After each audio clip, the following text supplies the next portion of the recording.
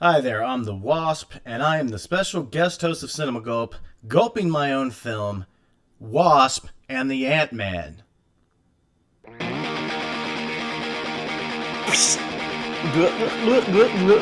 Okay, so after having seen my latest film, I gotta say, the only thing I have a problem with is the title, because the title should have my name in front. This is Wasp's movie, and damn it, I want this movie to be called Wasp and the Ant-Man.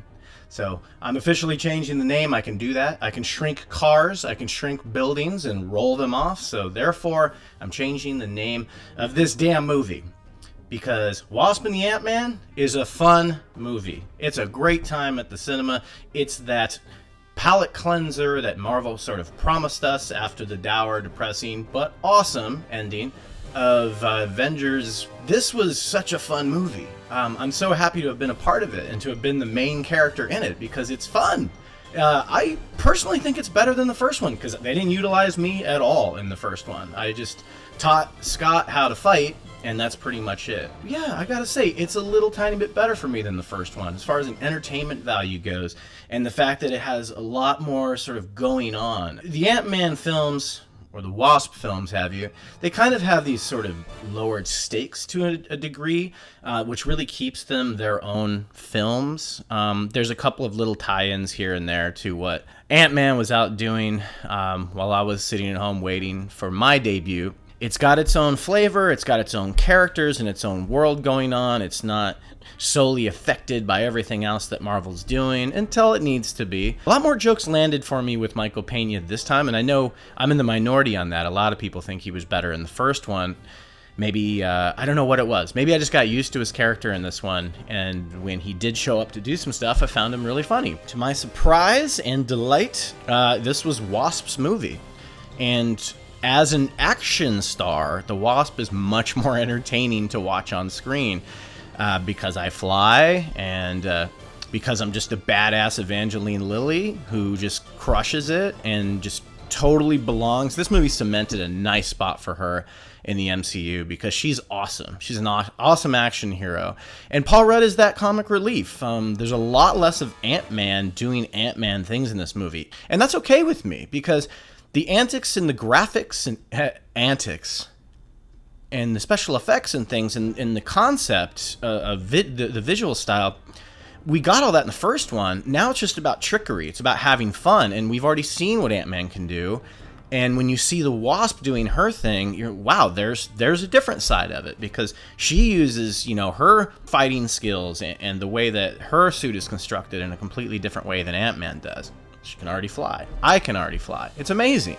You got to see me in this movie. I kick ass. Michael Douglas is back as Hank Pym. You learn a little tiny bit more about him and his past and that he's not the greatest guy in the world. I don't think these movies are ever going to touch on the fact that he beat his wife.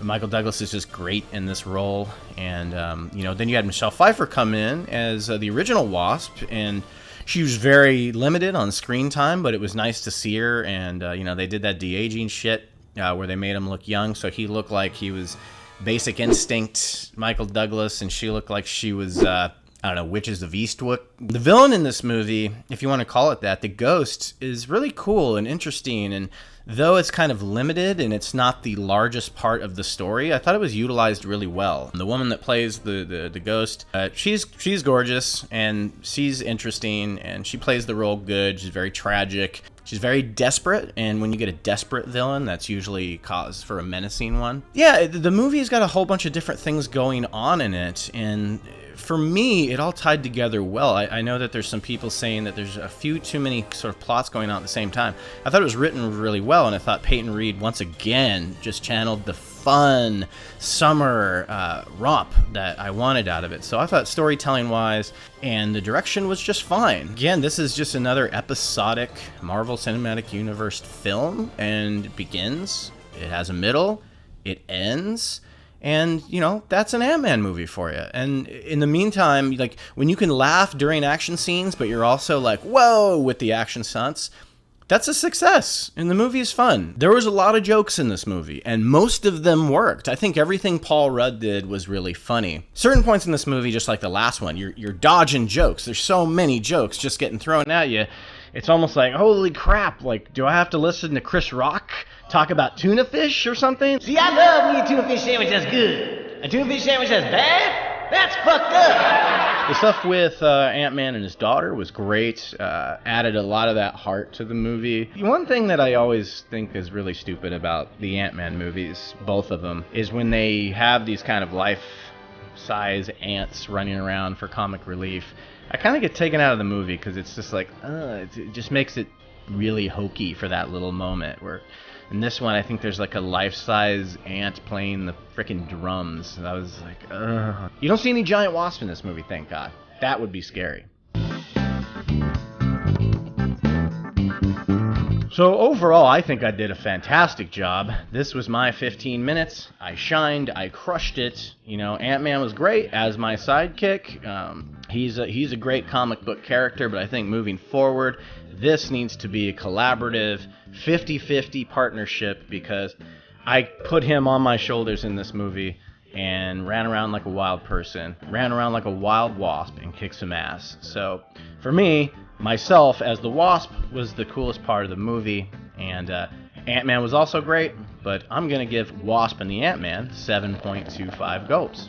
So if you like this review, you can always buzz on down to our Facebook, Twitter, and Instagrams. Please leave some comments down in the comment section below. Click like and or subscribe. You can hit that new notification bell if you want to see what Cinema Gulp has coming up next. Don't forget that in the coming weeks we have our first ever Chug Show, which is going to be a marathon of the Mission Impossible films in honor of Mission Impossible Fallout. Stay on the lookout for that. Until next time, everyone, I am the Wasp. We drink your cinema. I drink it!